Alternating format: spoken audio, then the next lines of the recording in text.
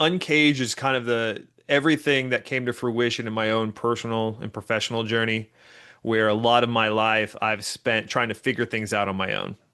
Um, People come and they will go, but ultimately, I strayed away from the word accountability because a lot of the times I knew that they were going to push me to do things that I didn't want to do, that I needed to do.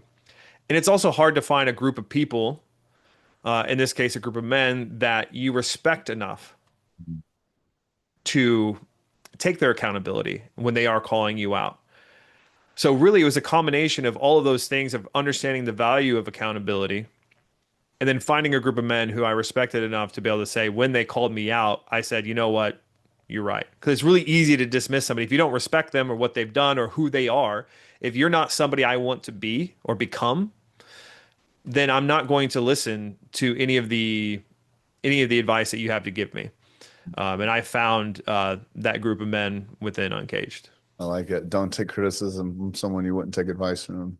Yeah, No, man, I absolutely. love it, dude. And I've been excited to get you on here.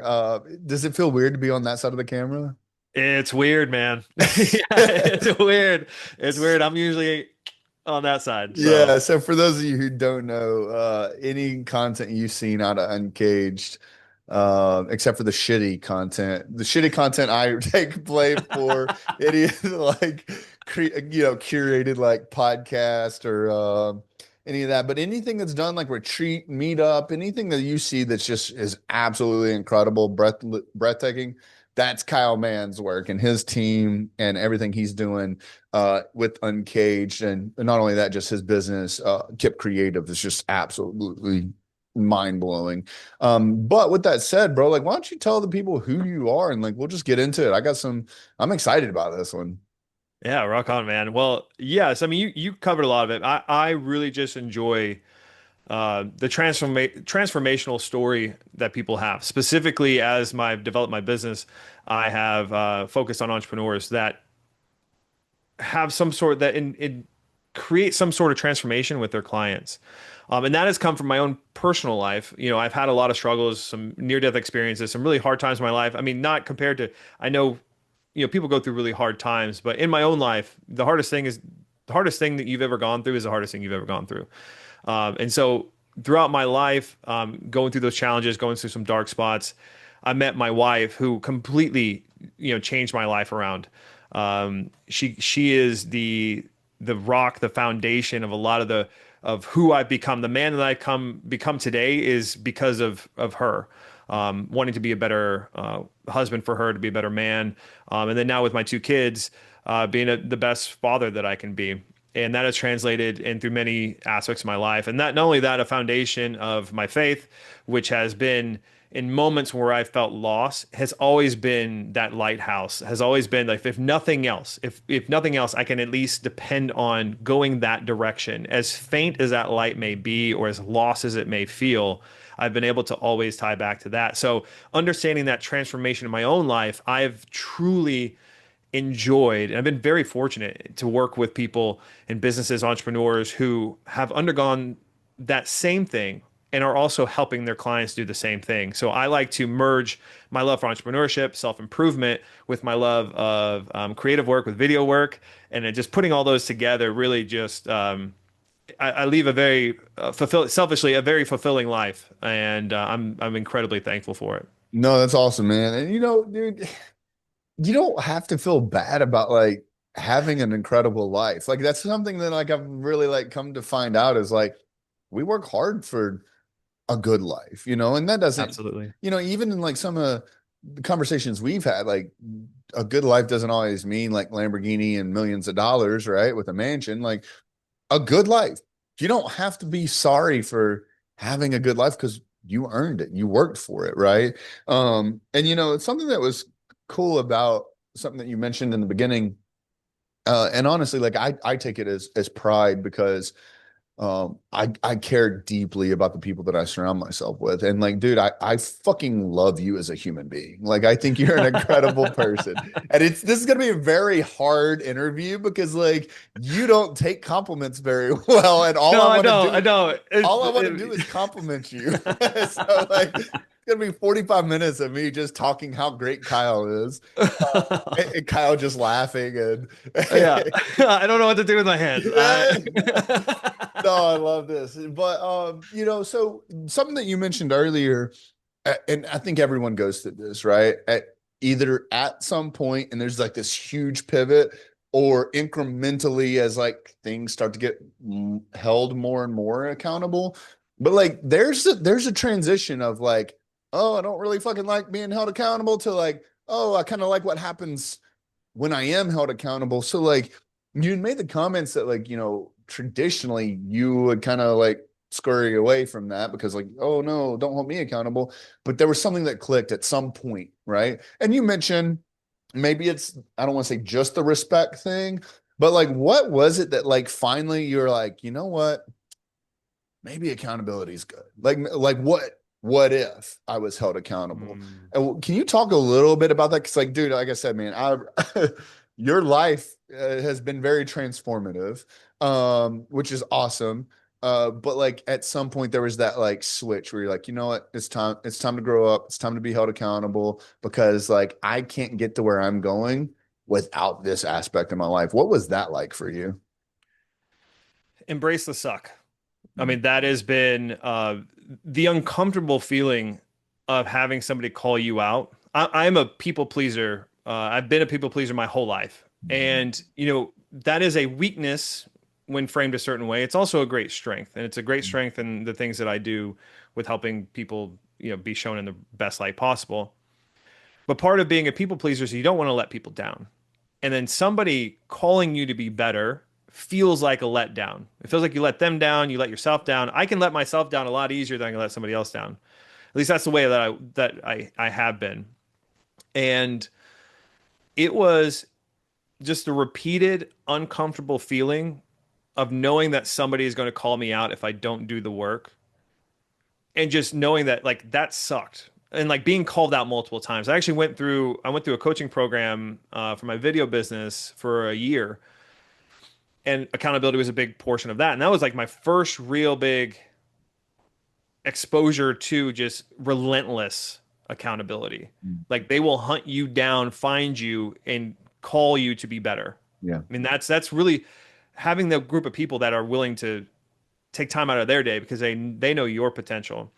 So it was that of like the repetition. And then even with Uncaged, having the guys just like you want to be better for them.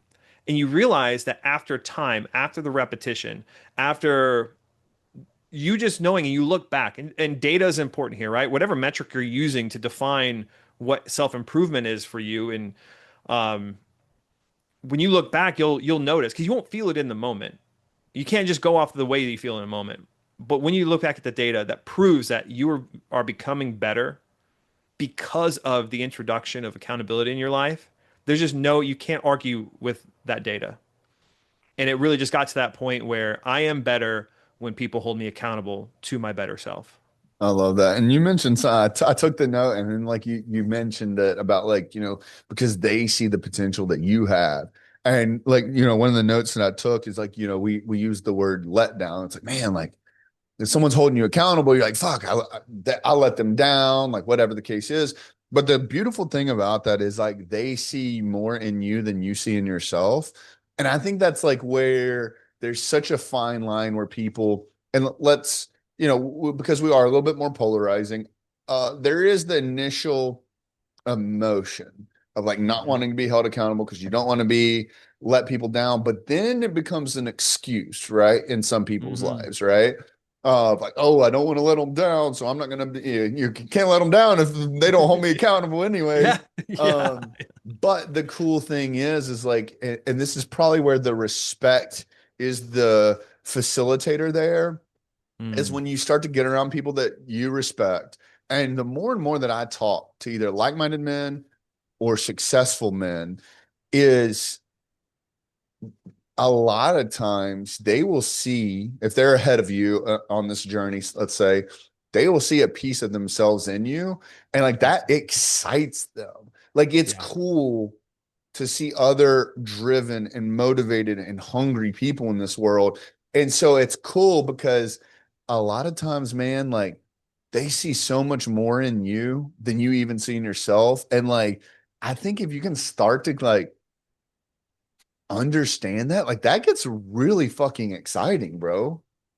Absolutely. And I mean, I want to just thank you, not compliment you, thank you and compliment you. You've done a fantastic job of that just with the men in Uncaged and me personally. Like you have, there are times when you'll notice when I'm speaking down about myself or I'm not living up and you will just be like, dude, like you're better than that. Like you are, you see, and like, I don't know. I just like, I have a lot of moments like that where something that you have said, or even something that someone in the group has said, where it's like, you know what? Like that confidence just goes a long way.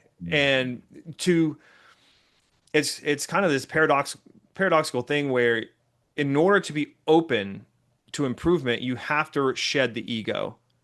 But when you shed the ego and you're open to that reception and to a group of men that you trust, and then you let them help you build yourself back up, there's the confidence that comes along with it with humility. So that way you get the benefits of having a strong ego with the confidence, but you get the humility that goes along with great leadership. I love So that, bro. And you know, it's so I love having these conversations with someone like yourself or Brock or Martinez or even, you know, Duke or McCrae, you know, so the video team, the private chefs, whatever from the retreats is I love when you guys get involved. Because yeah. like, you know, and I use this and it's obviously like a derogatory like originality of the term, but like y'all are there as, and I'm putting air quotes in if you're just listening, like the help. Like you're there just to do Right. a job or whatever, right? Like, oh, you're the Right. videographer, you stand behind the camera. But dude, one of my favorite fucking things is like when I see that earmuff come off, I'm like, oh, confident talk. Like, you know, you see the earmuff come off, like his head pops around the camera, like, you know, you just pour into the group or even ask very well thought out selfish questions on how this topic could apply to you. And so, like, what's, you know, like for me, that's just, man, there's no better feeling, right? Because, like, this group is built to impact people. And it's cool when, quote unquote, the help can be impacted from like behind a camera and not only get impacted, but like want to add to the conversation. So like what's that journey kind of been like for you? Because like I also see this like, and I don't know if a bunch of people pick up on this, but because I know you and the way you operate, like I can see some of this stuff coming out in some of the behind the scenes or B-roll footage of like you and your other clients and stuff. Like, what's that journey kind of been like for you to like really kind of honestly kind of put yourself out there?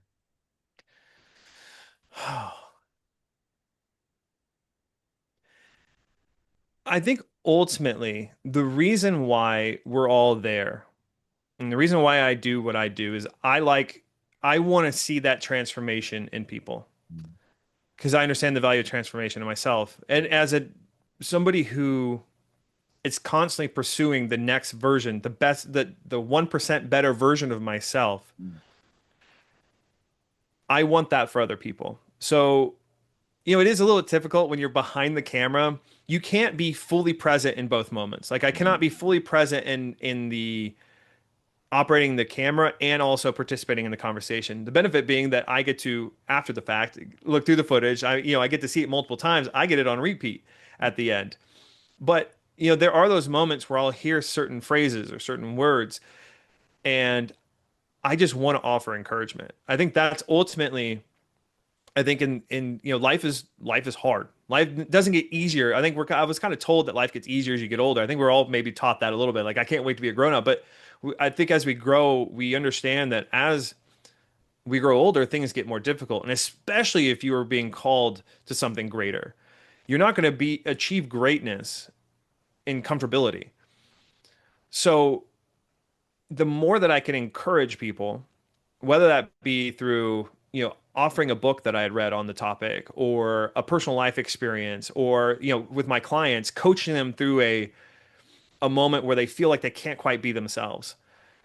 That all just stems back into I want to help people become better versions of themselves. Um, and I think that's at the core where a lot of that comes from. Man, I love it. And it's wild to think about. Like, I guess we're all just fucking crazy. Like when you go down like this like personal development route, because I heard someone say it and I started to like apply it to the rest of my life every time something got hard is and I'll start with like, parenting. Like parenting isn't hard for shitty parents. Right. Like it's only hard for the ones that actually care. Like it's bro, throw an iPad in their face, lock them in their room, give them some Cheez-Its, and you're done. Like Yeah. life is parenting's only hard for the ones that care. And then like you look at your marriage, like marriage is only like, bro, it'd be so easy to just do whatever the fuck I want whenever I wanted. Like it'd Yeah. be so much Live easier. your own separate lives. Yeah. Yeah. But I actually give a shit about that woman, like, and I care about being, to your point with Kayla, like, I, life got better when we got married because there was more, like, she brought out of me what I couldn't find inside myself, similar to what we were talking about earlier. And, Absolutely. and so that's the thing is like, you know, when you take this deeper to this like personal development, like, what you were saying, like life is supposed to get easier as we get older, right? Like it's like in my head, I'm like, dude, the only thing that changed is like now I can eat SpaghettiOs whenever the fuck I want. Like, Yeah. I have adult money now. Like I'm still a little kid. Like I'm still hurt, bro. Like, Yeah. Yeah. And so it's like it's funny because you go down this and you're like, man, like life could be simpler. Like I didn't care about a lot of things morally, ethically, just being a shit person. Life's hard because, like, not to, if you don't know who I am, like, life's hard because I'm a good guy. Like, life's hard because I'm a good person. Like, but like it truly, that journey, like you were talking about, like it does apply more friction the better that you get. And to your point earlier, and it's funny, I actually wrote a whole chapter in my book about it. Like, your first worst is what I called it. Like the first time Mm, you experience something that is the worst thing that ever happened to you is the first time you've experienced something that's the worst thing that ever happened to you. Right. absolutely. And then it gets, but then like it's the frame of the veteran. Like, okay, cool. Like you got dumped the first time and it was earth shattering. The second time you got dumped, it wasn't as bad. And then, and obviously there's levels to it, but like, Right. as you go, like you get stronger. It's not necessarily that the path got easier, but that's why I think we, you know, go down the personal development route is like we can either maintain comfort with where we are, like, oh, like we've experienced all these worse and now we're over it, but we're not wanting to progress, whether it's as a man, as a husband, as a father, as a follower, right? And kind of like what's that journey been like for you? Because I mean, reading some of the show notes and stuff. It's like, first of all, I was like, motherfucker, ain't no one ever held Kyle Mann at gunpoint, bro. Who the fuck, what kind of tormented human being would hurt this man or threaten his life? First of all, let me find those motherfuckers. But like, you've obviously gone down, not gone down, but you've had some forks in the road where you've had to decide, do I want to live an easy life or is it time to get convicted and look for more? So like tell me a little bit about that journey, bro. Mm. I think the best way I've ever heard it explained was it's viral now, but Jocko Willink, the good Hmm. uh, portion of his podcast, they edited into a short video. But essentially, when life goes crazy, when a problem's thrown at you, good. It's an opportunity to do something else. It's and that simply earlier in my life, I called it, it's been called, and I call it like toxic positivity, right? That is a positivity, optimism without acknowledging the actual consequence of what's going to happen. It's complete blind optimism. And that has its place. Fake it till you make it is a blind optimism. But even still, you know that you're trusting yourself. There's confidence in yourself in those moments. But I think I think ultimately the ability for you to reframe a situation, a difficult situation, and then having the experience and the data that says that you can overcome these things. And that's, like you mentioned, a byproduct of doing hard things. When you're faced in chaotic moments, you can always let you like feel that moment, let that feeling enter, and then let it pass. Right? We don't want to, I don't like to bottle those emotions up, right? I need to feel them, but then I need to let them go. And then I need to assess the situation at that point and make a decision, even if it's one small step in the right direction. I don't know if that answers your question, but when I go back to, I really think that the best way I've ever heard it explained is when Jocko explained that good Yeah. video. It perfectly, I was like, yes, absolutely. And I didn't realize I was doing that in life, but it was up until, I don't know if there was like a singular moment where that shifted from me, that like toxic positivity to the positivity that I have now, the acceptance of my darker self. Like we all have that part of us. I don't That believe you have yeah, it's it. there. It's there. And I have to and listen to David Goggins long enough. You'll find it. You'll find it. And yeah, I mean you have to like the things that you struggle with, like you have to acknowledge them and they're a part of you. They make you real, they make you human. And then also realizing that and you can also reframe those as strengths. Mhm. I mean, I did that with people pleaser. Like that is widely looked at as a negative trait, but it is something that has been ingrained in me my whole life. And I could spend a lot of time in shame, and I did spend a lot of time in shame and guilt, and terrible, just self-destructive behaviors. But I could also use that as a strength in building other people up, and that wouldn't have happened had I not put in the work, had I not encountered hardship, had I not encountered and willingly gone into hardships in some situations. Right. No, I love that, man. And the Jocko good reminds me of the Japanese story. I'm not going to go into it. We all know about it. It's like, the gentleman whose son found a horse, or the horse ran away, and then he got on it and then broke his leg, but then the army came to recruit him, and the whole time the dad was like, kind of we'll see. And obviously, like, there's a difference between blind optimism and even that, because like it's like, man, at some point I want to know there's some good out there, not just like, oh, I don't know, we'll see. But Yeah. like through that, it's so funny because Kyle is positive, or keep it positive, right? Like, these are, brands that you have surrounded yourself with and created, like Kip Creative, keep it positive. And everyone, dude, everyone that fucking knows you thinks like you're literally like the most positive person they've ever met. And like, so it's just funny. I make jokes about it, but like, you know, you've had a crazy journey. And like, Mm. I don't genuinely know how you're so happy.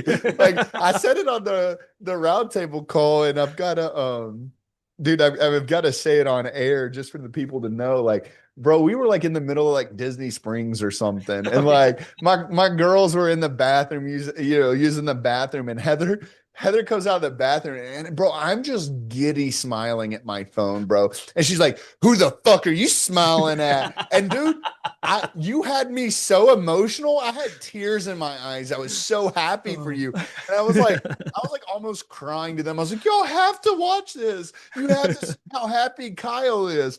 And I was like, here's this fucking 37-year-old grown man, like dancing and singing and playing in the rain and trying to get cars like to splash him. And I was like, fuck, bro, I cannot think of like just you are that sums you up. And it's like reading some of your story, like fucking being held at gunpoint and like going through addiction and almost losing your life trying to save your brother. Like that's, I don't care who you are, right? We can talk about everyone's stories. Like I've heard crazier fucking stories than yours, but Right. I've also heard lesser stories than yours, right? Like, so like, we're not here to like weigh sins and forgiveness Right. and say who's got a harder life, but like, bro, you let me just say you have an excuse not to be this fucking happy.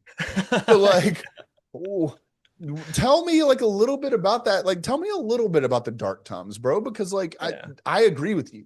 Like, I promise you, I love you to death, but there are so very few many people in this world that could relate to how happy you genuinely are.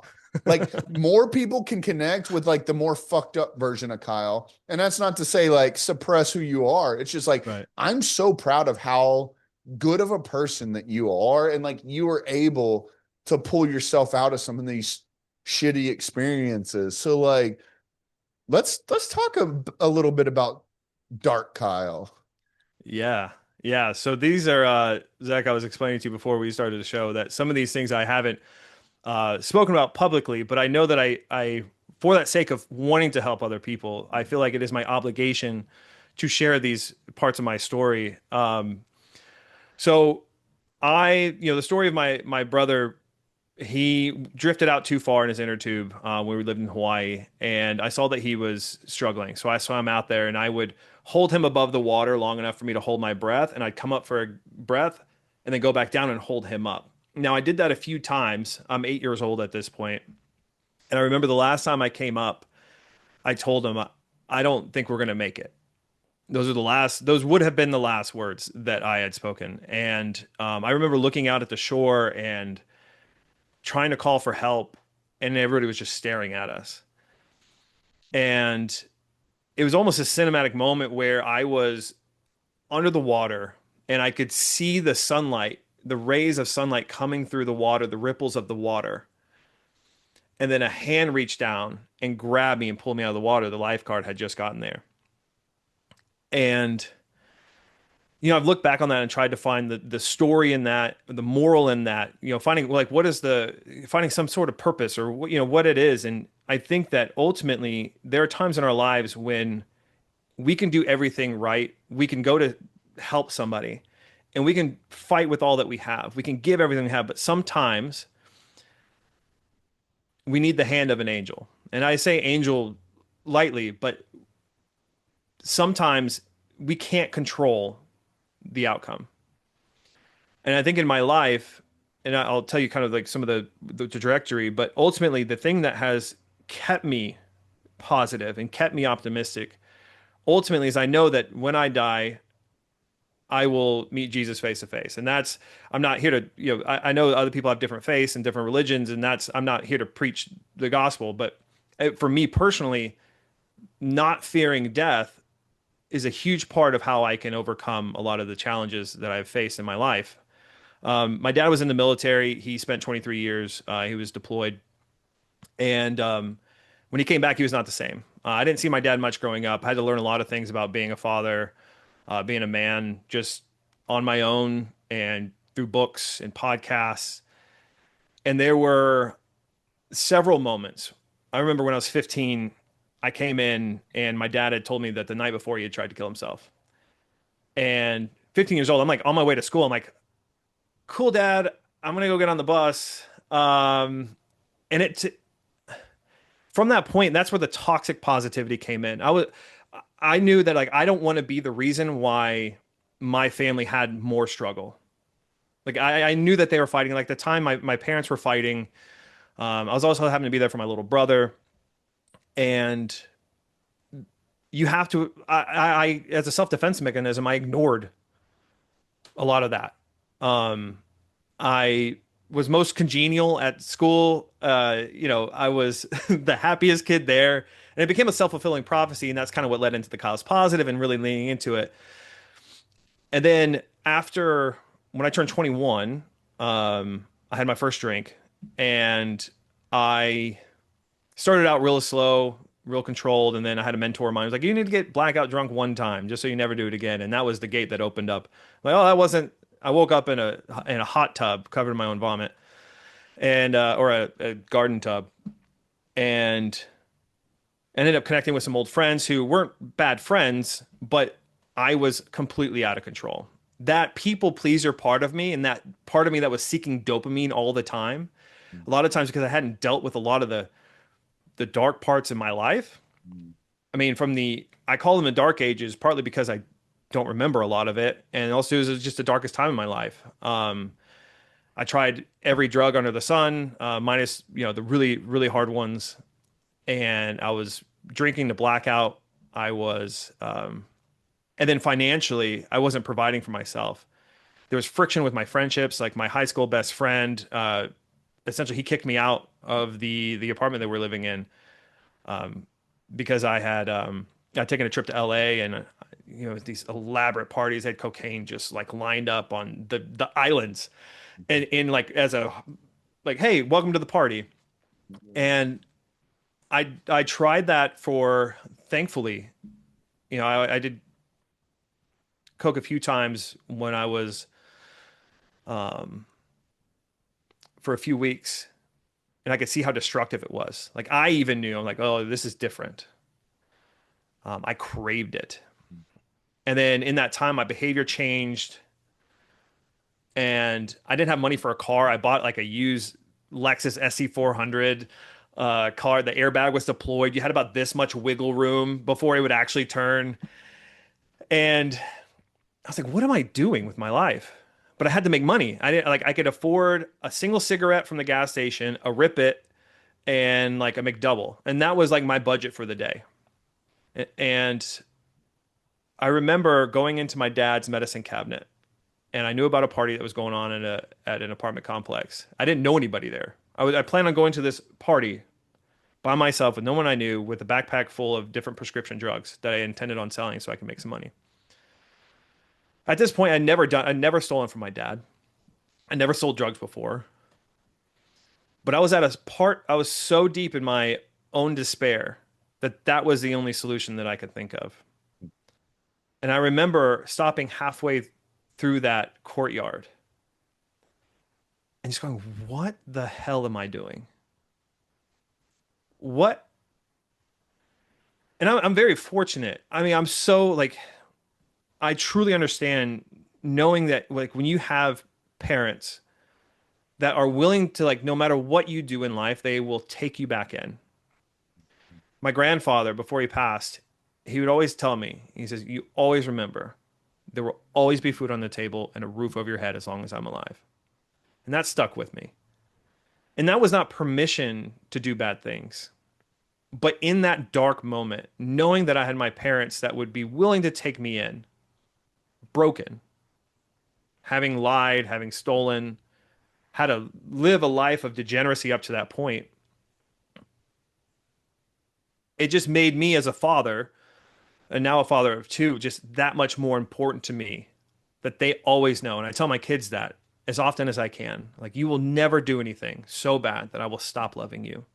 You will always have a roof over your head. You will always have food on your table. Now, I they're gonna I want to make sure that they develop character. Right, I'm not right. gonna but it was in that. And then a couple days later, my mom called and she said, "Do you want a job?" I was like, "Absolutely, I'll take anything you got." And that led into 7 years of working 80, 90, 100 hours a week on call 24/7. I learned the value of hard work, working with a great team. And then through that, met my wife. And those were, even though they were only 3, 4 years of my life of the excessive um, drug use and drinking, um, it played a, my life was quickly going down a direction that it'd be very, very difficult to come back from. And there's still the struggles with my family, and my dad. PTSD is a terrible. It's hard to see him in the state that he's in. So all I can do is control the things that I can control, and that's becoming a better man. And hopefully, he is somehow inspired, somehow just something will actually make a difference to where he can see that there's more to life than the road he's going down. Man, that's wild, bro. Yeah.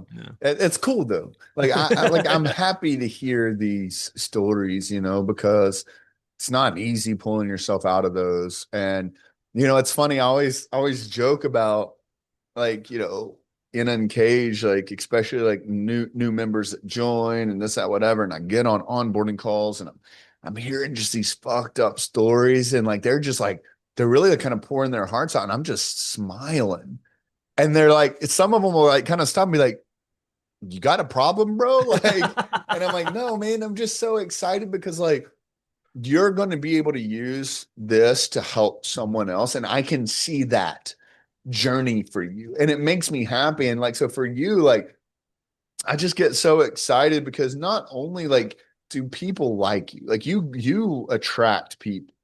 And not only do you attract people, like your vibrations elevate people. And so like to see you starting to get comfortable telling some of these stories, um, it's fun for me because I can see the future. Like I can see the future of like how people are attracted to you because they want what you have. They want this happiness, but they're like, man, like I'm not allowed to have this happiness because I was a piece of shit back in the day. And you're like, I was a Mm, piece of shit too, bro. Like, and yeah, like absolutely. Yeah. pieces of shit are allowed to have good lives. Like I said in the beginning, like it's okay that we have a good life, right? It's fine. Like I was a piece of shit once too. I'm glad you got out after 3 years, bro. It took me a decade, like, um, maybe I'm just a little bit stupider than you are. It took me a little bit longer to process it. But like that's a part of our story that we get to share with other people and give them that hope for what a better future looks like, Mm, because I think part of a lot of people's spiral is they feel like they don't deserve a second chance, right? And mm, like, yeah, we're not here to fucking preach, but like there is a lot of hope, like when you do find faith, in God or whatever it is that you're right. looking for. And even I'm not here to say like I always get, as a Christian, it always gets kind of sacrilegious when I have these conversations because you're not supposed to put your faith in people. Right. But if people are the segue, I'm fine with that, right? Like if someone's able to be like, damn, bro, like I'm fucked up like Kyle used to be, but look how awesome Kyle is now. Like there is the future there. And then they start to hear pieces of your story Mm, and find, it does require, obviously let's the foundation is in faith, mm, right? But then also like a good wife, bro. Like yes, I mean, absolutely. Kayla, I feel like I owe Kayla a bigger hug next time I see her. But like, like Kayla and Heather, and then then the children and what those bring out of us. And Oh yeah. again, there had to have been some sort of a transition, or maybe you were in the middle of it, that you were like, you had to have this desire to want to be a better man, to want to be a better husband, and want to be a better father. And I think that's inspiring, bro. Like, your story, and obviously there's way more to the story to Kyle Mann than can be covered in just one single podcast. But like just even knowing that like there's hope that you can go through some pretty fucked up times and recover, not in the traditional substance abuse word, but like recover mentally, which I think is like Yeah, way more powerful. absolutely, man. Yeah, there is shame has been guilt and shame have been a recurring, that is how, the darkness enters my life. That is how, if you want to get Kyle off track, if you want to keep Kyle from being the best man that he can be, guilt and shame, those have been the recurring themes. And um, I don't know how we're on time. If I could share this quick story. Yeah, let's do it. We got Um, so last year, kind of the curse of self-improvement is that you always know the person that you can become, right? And you will always fall short of that person. Not, I mean, in the moment you have fallen short of that person you can become, right? When you see your potential.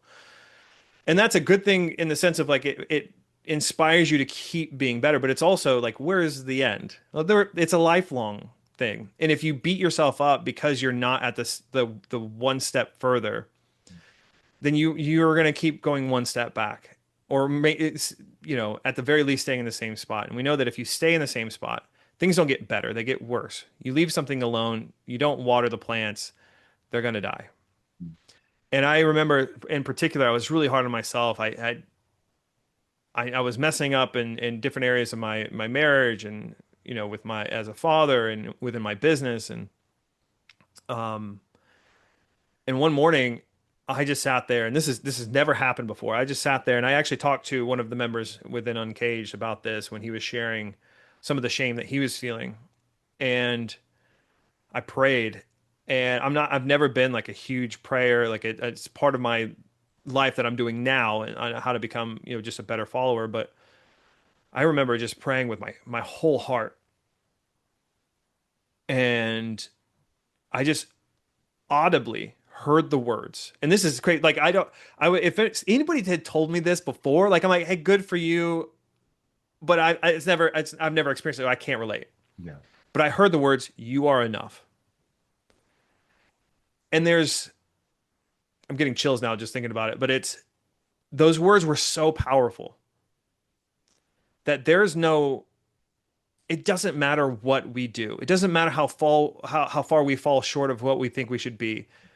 The thing is, like, we were created and we are good enough. There's no,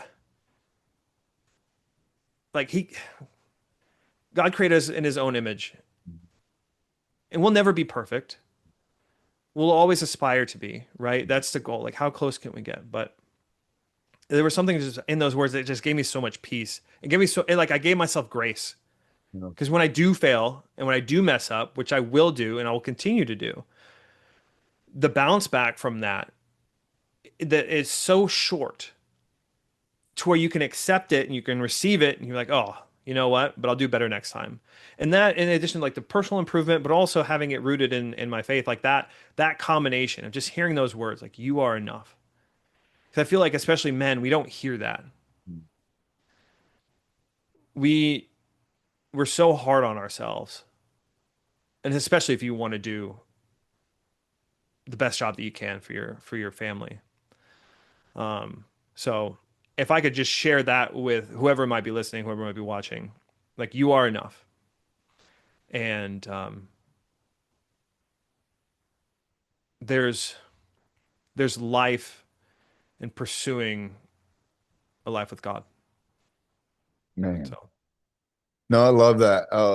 You know, I want to end there. Like that takeaway, like you are enough is a bomb. And I think, focusing more on grace and peace than guilt and shame, I think is a lesson that mm, we could all take away from this. So, with that said, bro, like you've spent, your most valuable asset, your time here with us today. What is something we could do to pay you back for the time that you spent here with us? if you could make a post about whoever's listening, just post about something good in your life, something you're thankful for, something. Gratitude is a thing that will get you out of most anything. Whenever I'm irritable, gratitude is the thing is that to take a moment, like, you know what, things are good, right? You take yourself out of that comparison. So you don't have to tag me, but if you want to tag me at Kyle is positive, I want to see that the goodness in your life. That's rewarding to me. Like I just want to see if you tag me, I want to be able to see it. And that would fulfill me. That's awesome, bro, man. It's just you just always get better, bro. Like you just always get like a deeper place in my heart, man, every time you talk. No, man, I fucking love you, dude. It's always a pleasure to be around you. And Likewise. for those of you I mean, I'm not like trying to plug him, but like I've even seen this dude like when he's working, like be this person and extract just greatness out of people and tell such incredibly emotional stories, and it's obviously no wonder why. But hey, I wanted to thank you, Kyle, for spending any time here. And for those of you who are listening, if you want to connect with Kyle, whatever, you can reach out to myself. Anyone in Uncaged would be more than happy to connect you. And then if you have any other questions, concerns, thoughts, any of us, and it goes both ways. Kyle can connect you to us.